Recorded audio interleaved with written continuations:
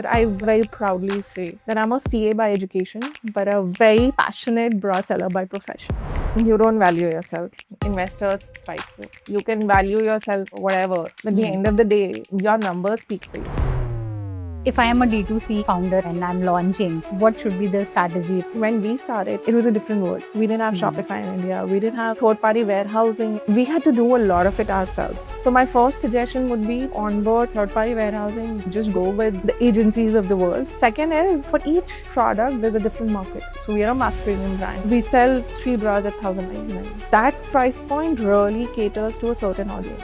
A lot of times I see founders are so focused on storytelling, or there's a top line which is your revenue. They forget what the P&L looks like. Business is not built just on revenue. It has to turn profitable. Think fast, execute faster, fail fast, learn fast. Don't mull over a problem for too long. How do you guys choose your investors? For anyone choosing an investor today, Our today's guest introduces herself with zero apology as a passionate bra seller by profession. In 2013, a CA from Haridwar thought lingerie is a category she wants to build in. And 9 years later, Reliance Retail acquired them for 950 CR. So please welcome Soumya Kant.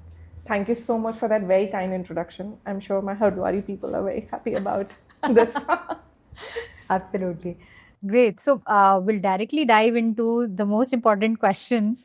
For a CA, when you enter into a D2C brand, and especially a category which is taboo, like lingerie is such a taboo, and be it even tier 1, not just tier 2 or tier 3, entering into it, and then you proudly say that you are into lingerie business. How would that confidence comes? I think it came very naturally to us because we were in the business.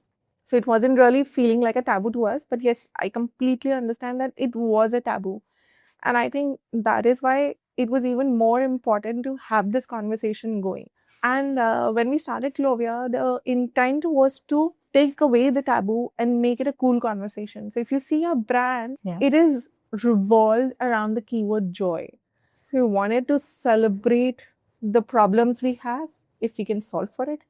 We wanted to laugh at the problems that we cannot solve, but make the conversation really cool about lingerie so that the taboo goes away. But I very, very proudly say that I'm a CA by education, but a very passionate bra seller by profession. That's really powerful. And for a women entrepreneur to enter the category and disrupt it, that's something to honestly learn a lot from and get motivated. I think you motivate a lot of female entrepreneurs out there. Thank you. I sincerely hope that there are more. You know, women in business was never a conversation that I thought of. I'm being candid that in the rooms that I was, there were enough and more women. In CA, in consulting, there were enough and more women. But now I see so many rooms full of men where really more women need to be there. So I now have started to acknowledge that, yes, it's a thing that we all need to work towards. We need more women in business. We need more women in professional spaces. We really need to champion this cause. Absolutely.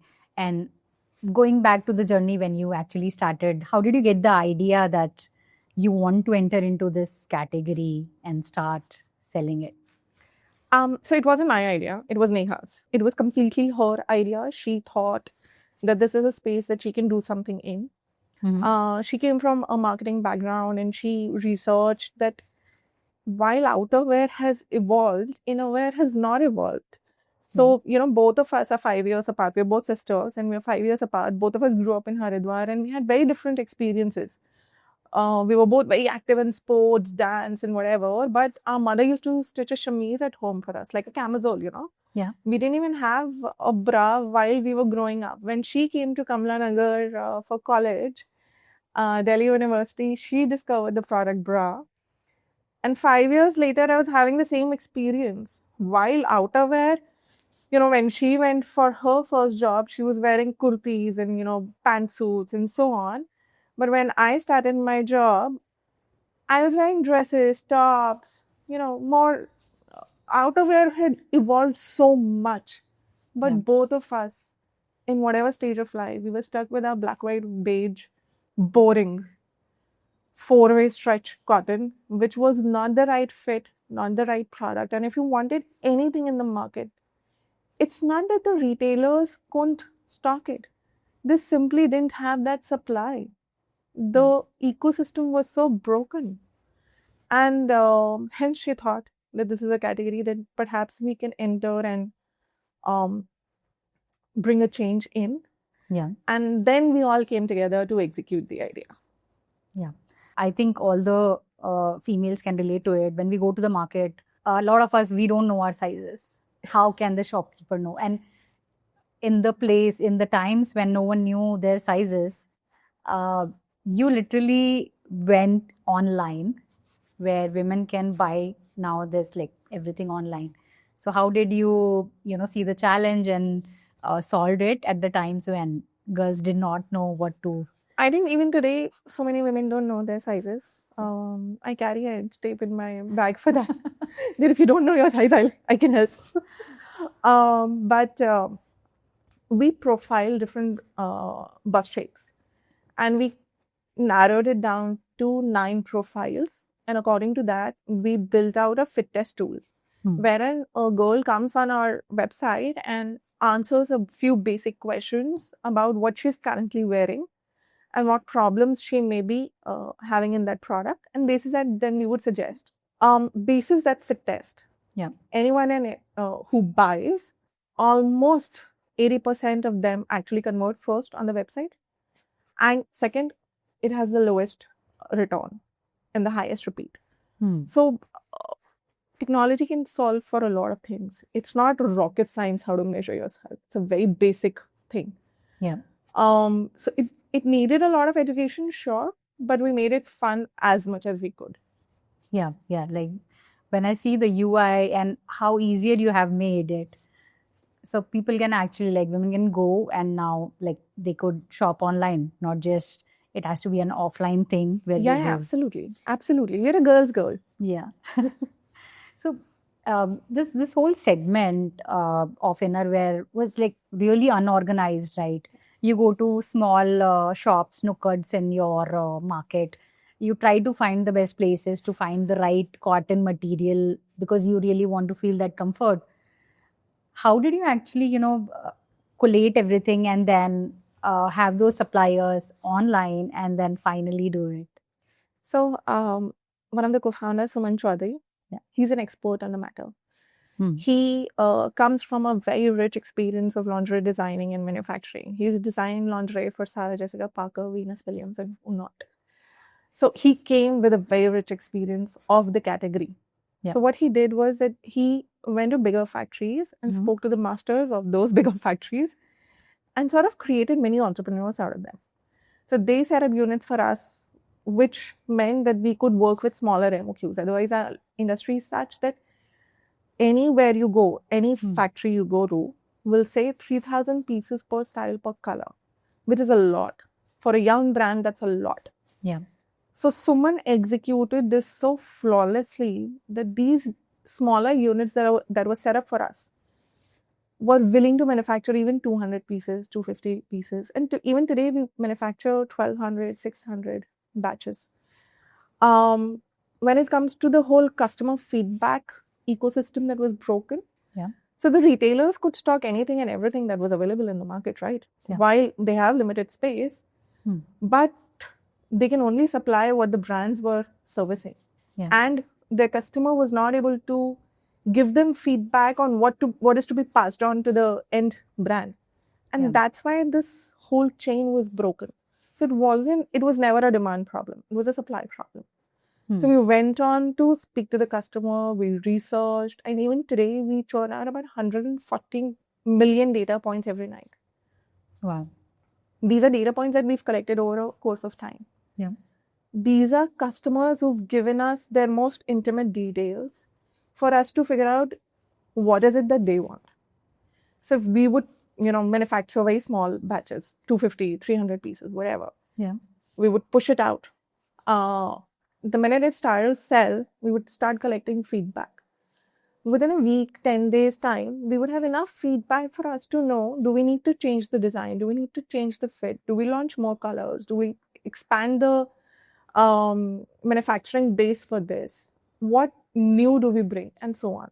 Right. So for us, it was all about what is the customer saying and what is it that she's looking for, and manufacture basis that. Okay. And so if I am a D2C founder right now and I'm launching and I have to go online, so what should be my strategy today, right? And I'm like, this is the question that a lot of D2C founders wants to ask you. If they are to launch today, what should be the strategy? Like, it has to be tier 2 that they should target, or what should they be targeting initially? Do you mean lingerie in specific, or do you mean any D2C founder? Any fabric or any okay. space.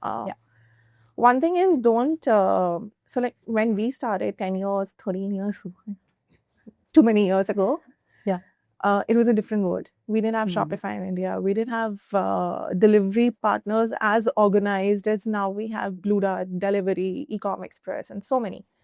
We didn't have third-party warehousing like Amazon, Zippy, and so on. So we had to do a lot of it ourselves. We didn't have inventory aggregators like Unicommerce or Vinculum. So my first suggestion would be to onboard third-party warehousing. Just go with Shopify, go with, the agencies of the world to begin with. Don't think that you have to do it all on your own. You have to build it out on your own. Second is, for each product, there's a different market. So for us, the market is the whole nation. But there's an age group that we cater to. There's a price point that we cater to. So we are a mass premium brand, which means that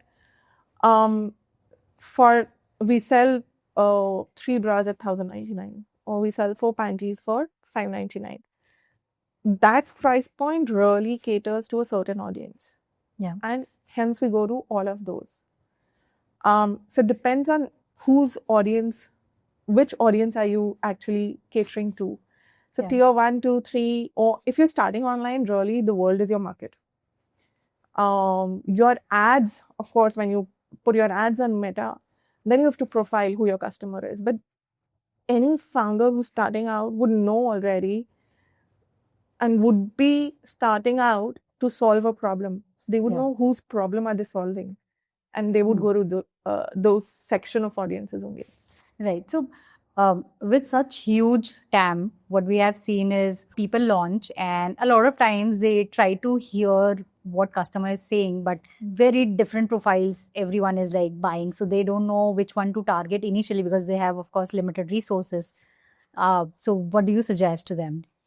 Speak to your customer. There's no alternate to in-person conversations when it comes to research. You can obviously collect millions of data points on internet, but when you speak to a focus group, and especially your own customer group, you learn so much about them, and basis that you should be able to profile.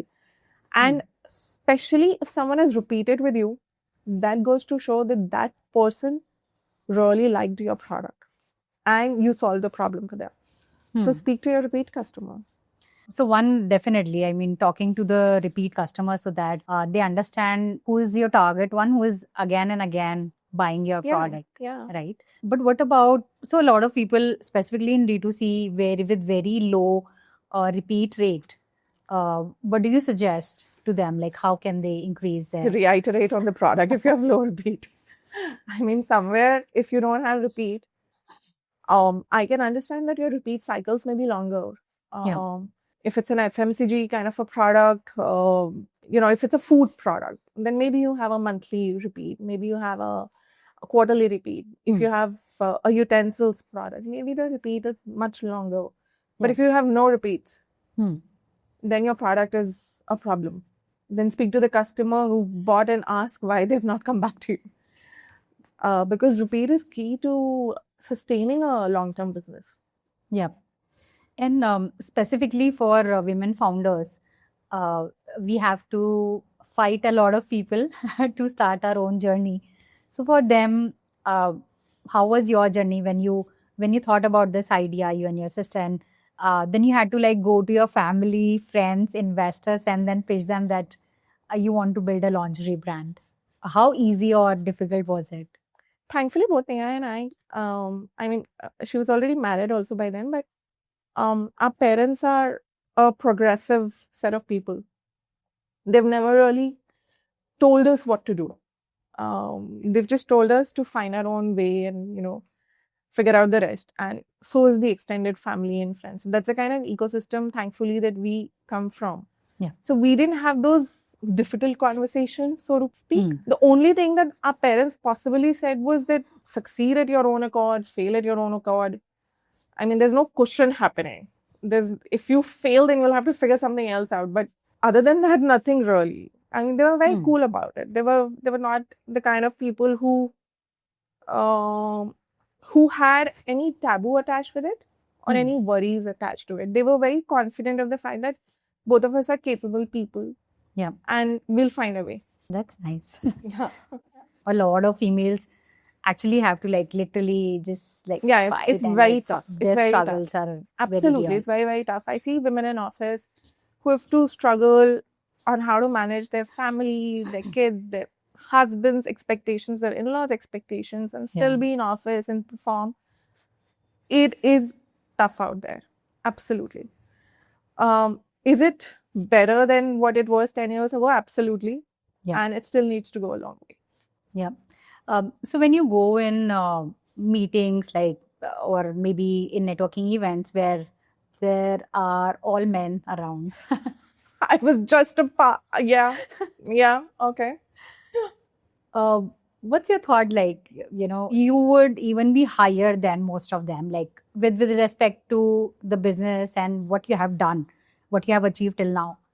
How does the conversation revolve around when you have? I think the conversations are no different than what it would be if it were a mix of women founders or men founders. Yeah. Very recently, I've been part of a group where it's all men so far. There are only very few women, actually, 3-4 out of maybe 80.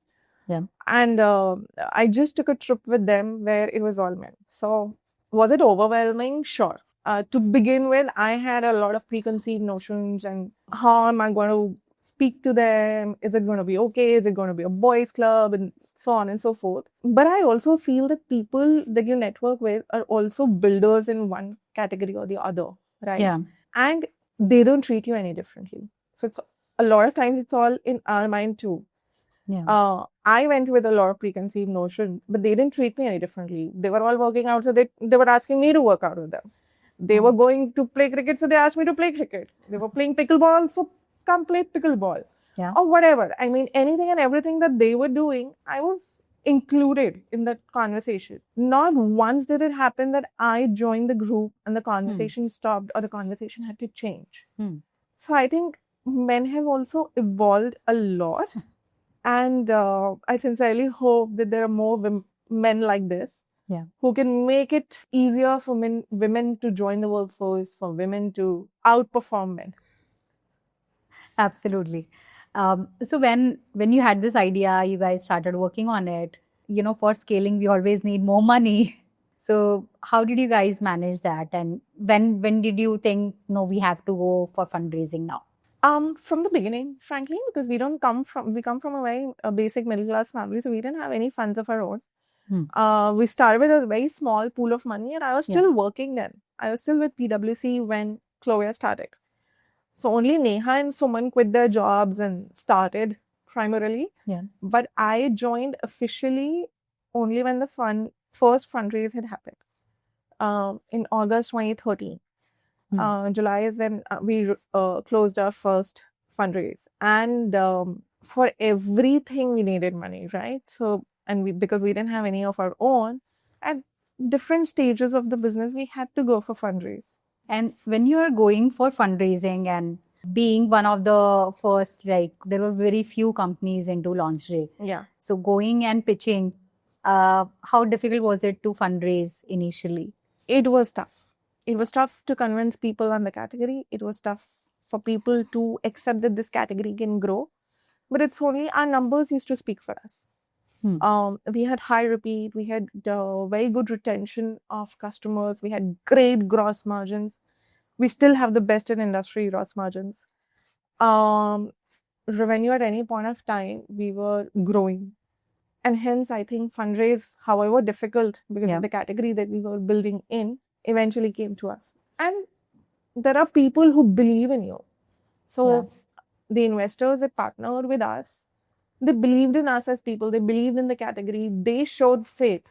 They, in fact, sort of reinstated our faith also. That, it's very important to have good investors. So I'd say that we were blessed to have great investors who really would go and bat for us. Yeah. A lot of founders struggle with choosing the right investors who would align with them strategically for the very long time, right? So how do you guys choose your investors? I want to talk about how we chose our investors at Clovia, because it's already, it's a good 6-7 years old story, so it's not relevant anymore, so to speak. But for anyone choosing an investor today, there are always early signs of whether they're going to stick to you when things go wrong. And that's what you need to test for. If you're so lucky that you have multiple term sheets, or if you have multiple investors willing to bet on you, choose the ones who will be okay in your failure. Because when building, you will fail a lot. You fail almost every day on something or the other. Yeah. One is how you handle yourself, and how is your investor willing to handle that situation. A lot of founders don't value transparency when it comes to investors. Yeah. When you so openly talk of your failures, when you so openly talk of your vision for the company, if you see them flinch, run. But if you see them doubling down on you, then they're in the long run for you. And at the end of the day, any investor really, they're giving you money. They're giving you their very hard-earned money. Yeah. And you have to have respect for that. In one way or the other, they've shown faith in you already. Yeah. They're in this marriage with you. So as much as it is on the investor to make it work, it's also on you to make it work. Absolutely. It goes both ways. Yep. So I also read that industry return rates used to sit at 20 to 30%. And you literally got Clovia to 5%, which was like really high. And every founder hearing this is going to assume it was AI, which I know it was not. So what was the most boring, unsexy, and not AI operational decision that you took that actually moved all the numbers? You mean the return rate? Yeah. Okay. So return rate is at about 8%, not 5%. See, in bras, the reasons to return would be that it didn't fit me right. So one way of solving it was via the fit test, fit tool that I spoke about already. That we tried to address their concerns from the beginning so that they find the right size when buying. Now, they may not like the fabric, they may not like the color. Those could be the other reasons to return a product. Yeah. We went with so much learning on that matter that we saw that returns are going low. Every time we would see that a color is selling slower than the others, we would discontinue it. Every time we would see that a fabric is not working out for the customer, and we already do so many fit tests in-house. It is fit tested on different body types, it is fit tested on different sizes. So by the time it hits the market, it's already tested so extensively and at every stage of production that the chances of a customer not liking its appearance of fabric goes down.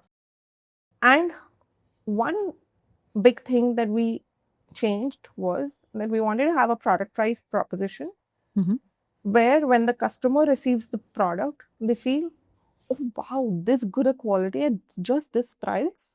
When you deliver that kind of experience, they don't want to return your product. They want to come back and buy more. They want to go and tell your friends, their friends that, wow, look at the quality and look at the price. I mean, it's insane. Everyone loves a deal. So we always wanted to have a product price proposition which would feel like a deal. Yeah. And hence reducing the returns. That's really wonderful. I mean, I know what kind of thinking would go inside, and years of just researching on what people would love and not return the product. I also read about that Zimame raised $70 million then, and you guys raised about 25. Did we raise 25? I don't think so. I mean, back then. And So 3 years in, when they were like totally like outspending every bit of it on ads and everything, even they were running ads on your name, of course, like a lot of competitors do. Were there times when like there were fears in you that everyone is like just gonna surpass us? See, there'll always be better fundraise players in the market. There'll always, it's not about Zivame. Zivame is now our sister concern under the Reliance umbrella. But there were always players with a war chest full of money. But we knew one thing, that execution wins the game. It's not really so much about money. You can build frugally, you can throw money at the problem and then win. But at the end of the day, how you execute that problem solving is the key differentiator. So we just put our heads down and said we just have to keep working towards a efficient system. It's not always money that wins the race. Yeah, absolutely. I agree, because a lot of founders, they just see that there are already a lot of bigger players that exist in the category. And should they be even entering the category or not? Yeah, that is a very relevant concern, because if market share is already taken, then what new are you bringing to the table for the customer to move from brand A to brand B? See, any problem that's being solved today, either you bring a product that's completely new, or you bring a product and say the same solution but with a different language. So if you don't have either of the two differentiations, then it's a hard bit. So if you're entering a crowded space, you better have something really unique to say to mark your differentiation, to get customers to join you instead of the other brand. Yeah. So with the fundraising, when you have raised the first round, how difficult is it to raise further rounds? And when is the right time to know that, you have to just start fundraising? See, right time is basis your cash flows. You would know how long your first fundraise is going to last. And cash is king in this scenario. If you don't have a control on your cash flow, you'll always be in trouble. You'll always be chasing money instead of actually chasing revenue. So at any point of time, your business plan, your P&L, your cash flow has to be so crystal clear that you know that this is the time and I'm going to need money. If you know you need money 6 months hence, please start today, because so many things go in actually closing it out. The ideal time to start a fundraise would be 12 months before you're about to run out. Because one, you're in some way or the other, your estimations are going to be somewhat off and you may end up burning all that cash in less than a year's time. And second is that fundraise takes time. For you to reach out to relevant people, for them to believe in you, multiple conversations, a due diligence process, negotiations on the contract, and so on. So it's a longish process. But any founder who feels that they don't have clarity on when to go for the next fundraise, I'll say, how do you not have clarity on your cash situation? And so a lot of founders, when they are going out, and specifically with the D2C, the valuation a lot of times just is too high or too low. Like, how do you, because you also come from a finance background yourself, how do you value it right so that it makes sense to the investors and you are able to raise faster? You don't value yourself. Investors price you. You can value yourself for whatever, 5x, 10x, 20x. But at the end of the day, your numbers speak for you. And investors will come in, assign a valuation at which, one, you hold enough equity in the business so that the next round, and by the time you exit the business, you have enough equity left in the business. But also, if you raise too high in this round, the pressure of delivering a spike in that valuation is on you. So take an average. And there's enough and more averages available in the industry. So like consumer space, usually between 3 to 5x. You raise any higher, the pressure is going to be on you for you to deliver a revenue number that justifies your next valuation. And how much can you grow in a year's time for you to justify that spike? So it's not a mathematical science, sure, but there's enough averages available now for you to figure out what would work the best.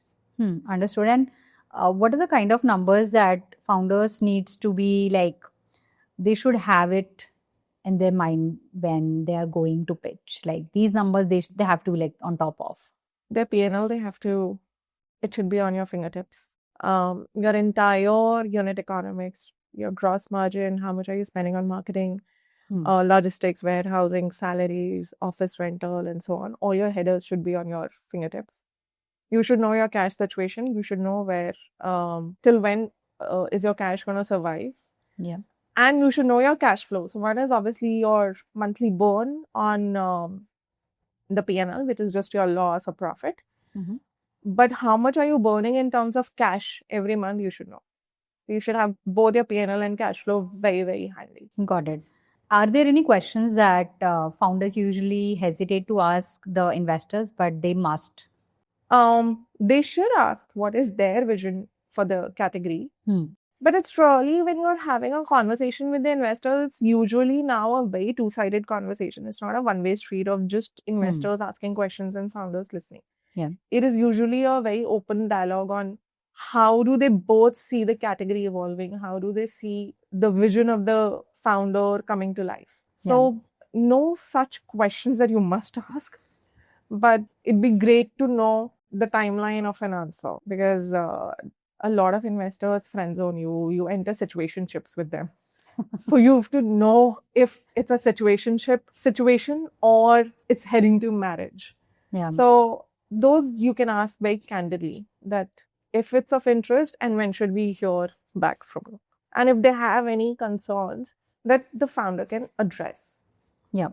So a lot of founders building in this space, right? And I have seen your approach as data first. So what are the kind of indicators that they should look for when they are building, so that they know they are going in the right direction, it is growing, and not just one or two numbers showing high and they are under the illusion that it's growing? See, in the long term, obviously revenue and your P&L makes all the difference. Yeah. You should be growing month on month. If you're not growing month on month, then there is a problem. There should be a respectable ROAS, or you should have a view to achieving that respectable ROAS. You can't be operating at 0.5 for the longest point of time. You have to have, if it's not moving, your ROAS is not improving, then it's a problem. Your cost of goods should always be declining as your revenue goes up. So if your quantities are increasing, but your cost of goods is not decreasing, then somewhere you've lost track of negotiation. You should always go back to supplier and ask for a discount now that your quantities are increasing.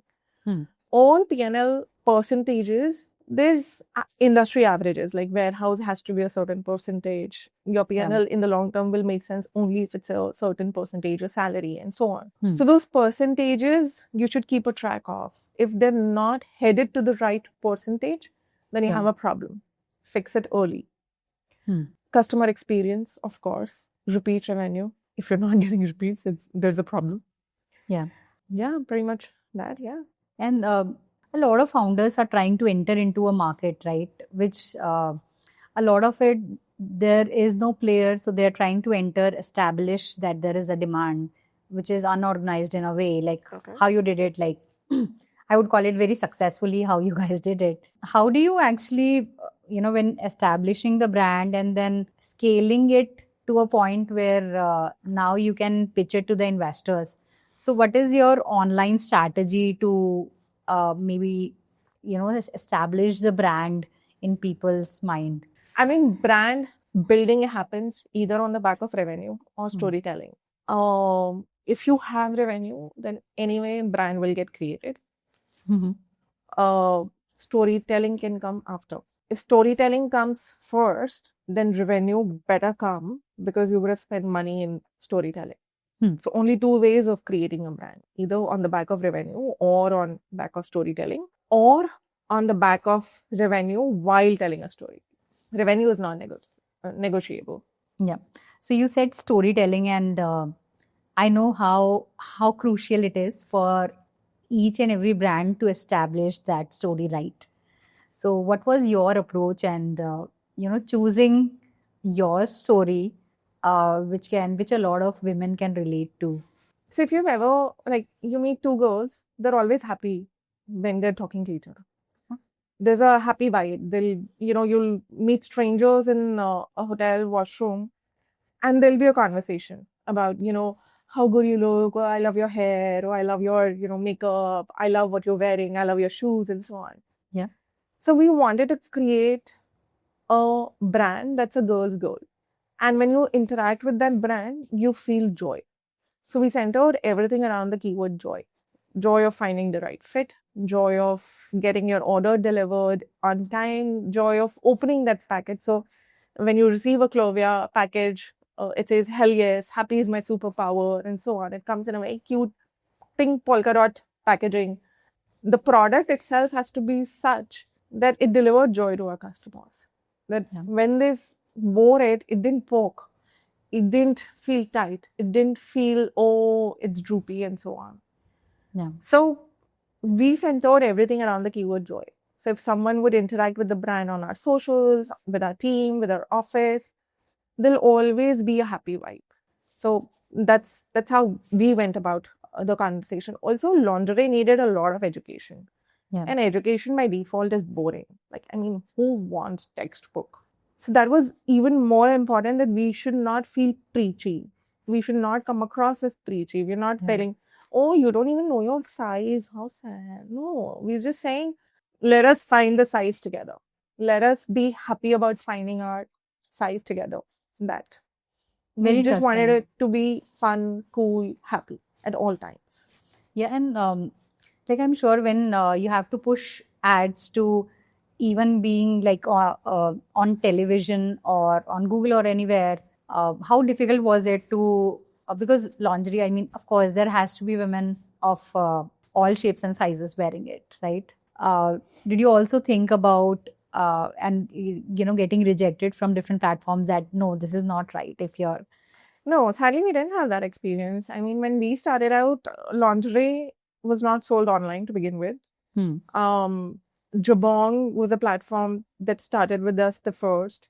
Yeah. And then Flipkart, Amazon, Myntra, Nykaa, all of these built this category out alongside us. So we worked with their teams to figure out what will look okay on their platform. We are that older brand. Yeah. And the category was launched alongside us. We were always one of their first sellers on the platform in this category. So we didn't have those kind of issues. They would always come back with constructive feedback on maybe the model could, be styled differently, or maybe the model could pose differently, and so on. But never rejection as such. Of course, we had to follow their guardrails and so on, but that's fine. Yeah. And so when you're scaling, and I'm talking a lot about scaling because I see founders struggling a lot, when it comes to scaling. Yeah.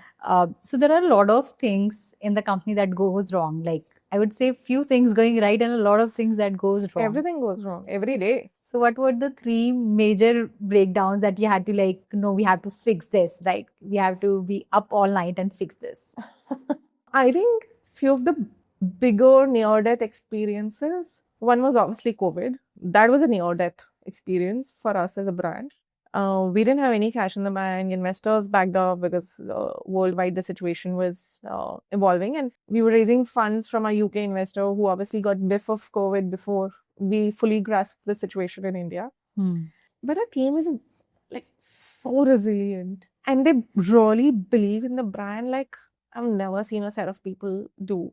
We all just up and decided, okay, we have to survive as a brand. What do we do? So we started manufacturing PPE kits. We started manufacturing masks. I went to hospital. I mean, I understand the first wave was not the most scary, but it was the most scary because then really nobody knew what's happening. Yeah. And even in that situation, I would go to hospitals and pitch to them. And the team would go to warehouse and pack. We would, 100% of our team showed up. Everyone did business development. Everyone did sales. Everyone did ops. Everyone did everything. And of course, I mean, I think at the end of that quarter, by June, we had delivered 1 million plus PPs, turned our business around, saved jobs, and survived as a business. But, you talk of failures happen every day. Yeah. Every hour, really. It's how you react to it. And I think we've built out a team that's so resilient that anything and everything can hit them and they will bounce back. Yeah. Thankfully, that's the culture that we've been able to build. I think that's why people say that founders need to be crazy and passionate about what they are doing, because only certain amount of craziness would make you still get out of your house when people are scared. Yeah, absolutely. It's a certain kind of madness that hits you at that point of time. And, you feel that, okay, we've come this far. We can't fail because of this. Yeah. So you just get up and show up. Frankly, in that moment, you're not even thinking. You think later. So, coming to later part of fundraising, when and how did you decide that you want to go with Reliance? One, they own the largest retail space in India. The kind of opportunity they bring to the table, it's unparalleled. The number of stores they have, the ecosystem that they bring to the table, it was a no-brainer, really. So when the deal happened, it was a win-win for both. At least for us, it was a win-win. And how difficult was it to, it's like giving your baby, like a huge part of your baby. So we still continue to run the brand. So it wasn't really a breakup situation. We continue to run the brand. We continue to integrate with Reliance in every way possible. We integrated with the DC, financial systems, and so on.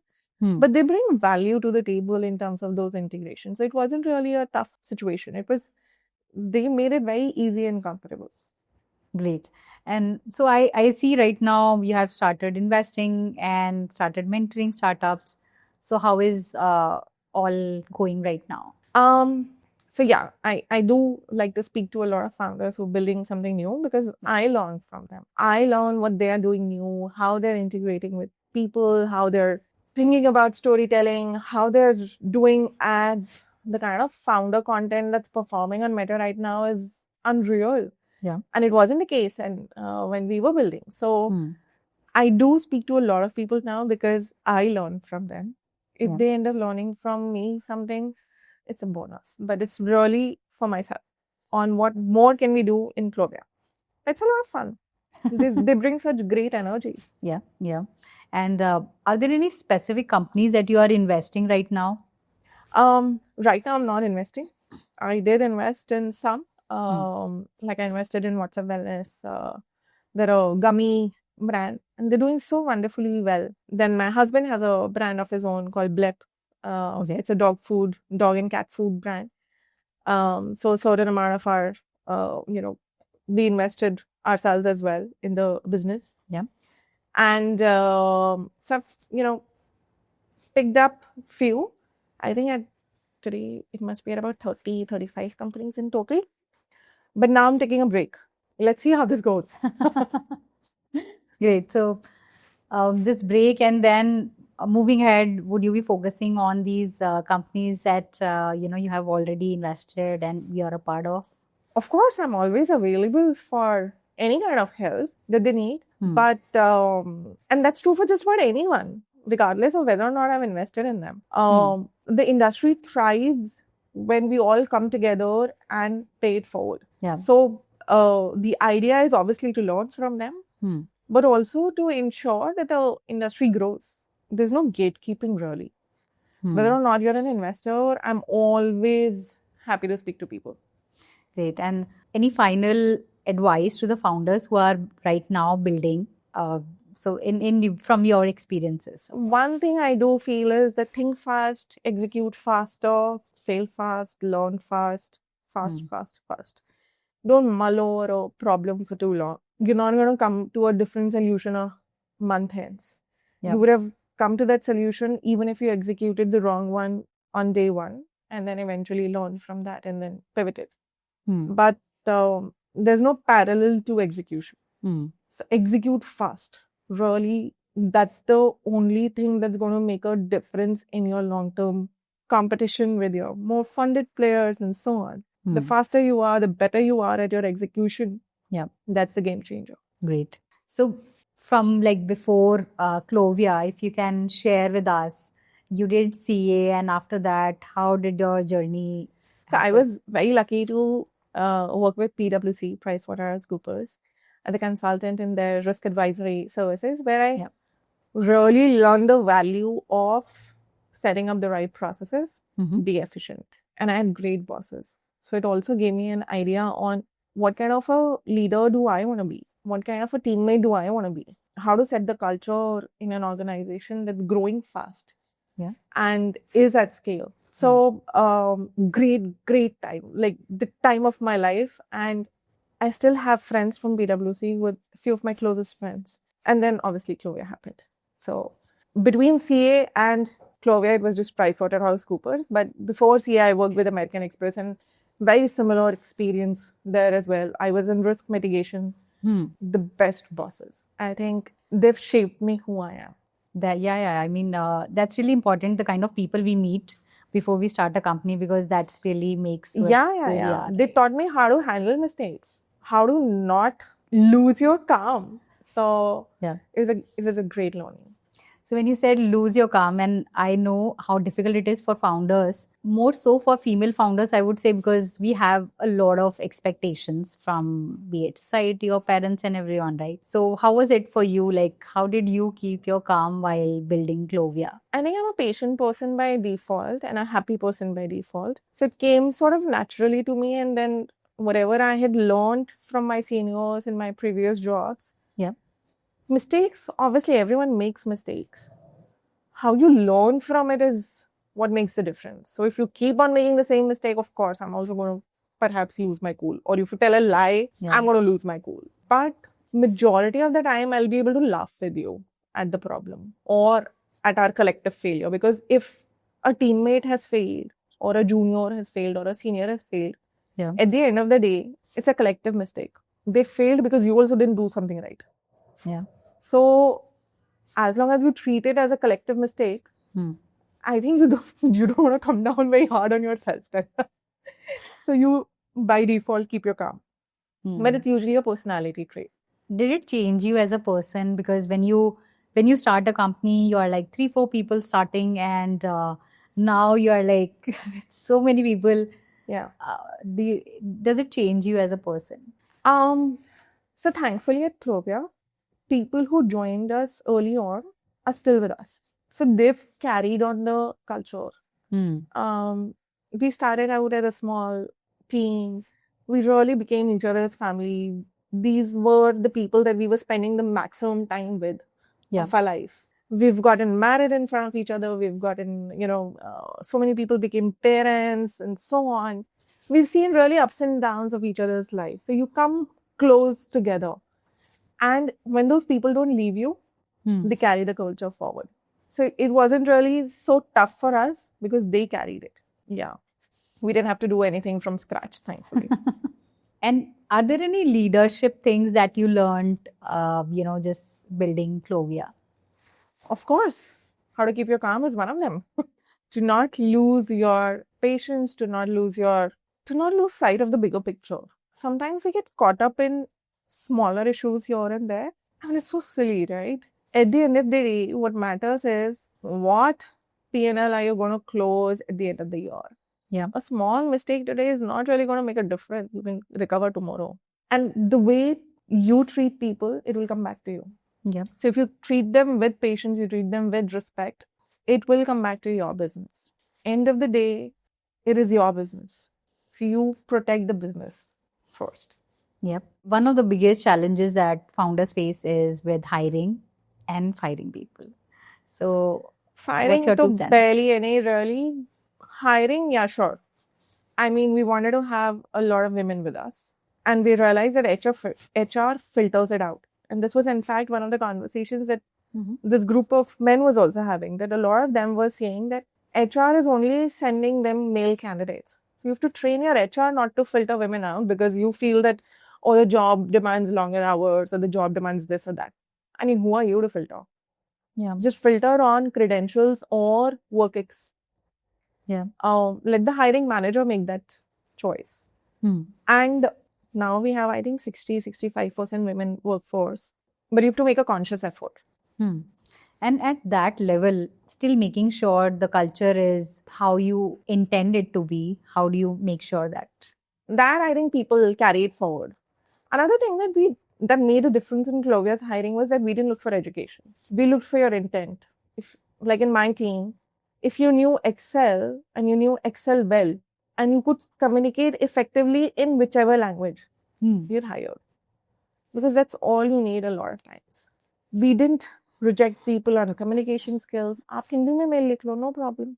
आज भी हम बहुत emails Hindi में लिख लेते हैं एक दूसरे को, यार क्यों नहीं कर रहे हो, क्या प्रॉब्लम है, कोई ऑफिशियल लैंग्वेज है इंग्लिश नहीं है, जिसकी भाषा जो है, जिस भी भाषा में आप अपनी बात इफेक्टिवली कह सकते हैं, आप उस भाषा में बात कर लो. आई टेल माई टीम, तुम्हें क्लाइंट्स को मेल लिखनी है हिंदी में लिखनी है, no problem, just effective communication. So we didn't value education as much. And because of that, we got really good quality people. We didn't get people who've had exposure. We didn't get people who were evolved and so on. We got people who had the hunger to perform, hunger to learn. We got people with relevant work ethics.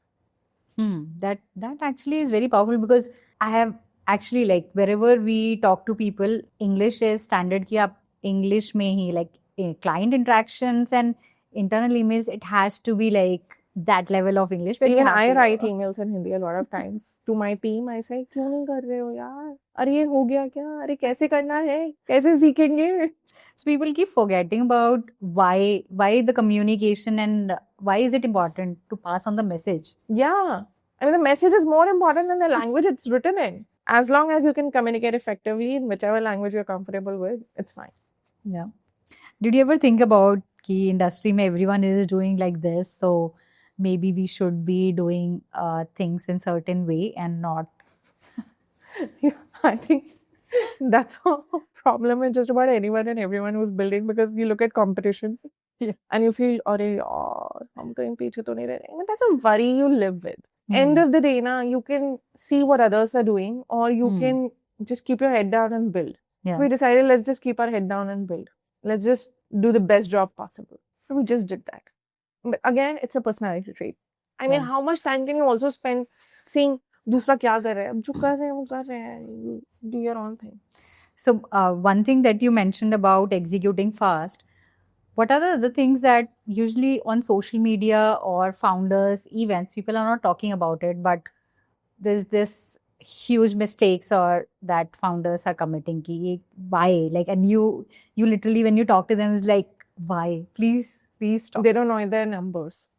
They're not quick with their numbers. A lot of times I see founders are so focused on storytelling or focused on just the top line, which is your revenue, that they forget what the P&L looks like.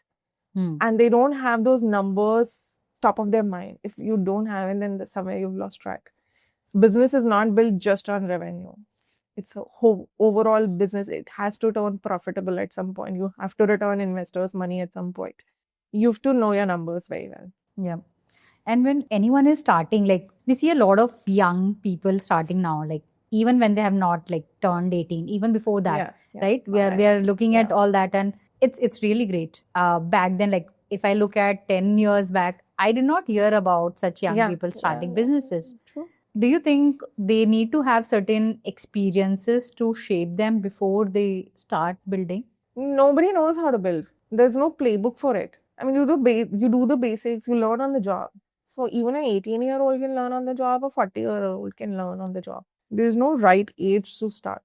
I mean, look at Zepto. How young were they? You're right. So that was all for today. And thank you so much for your time and your insights. Thank you so much. I really hope it helps all the founders who are building right now.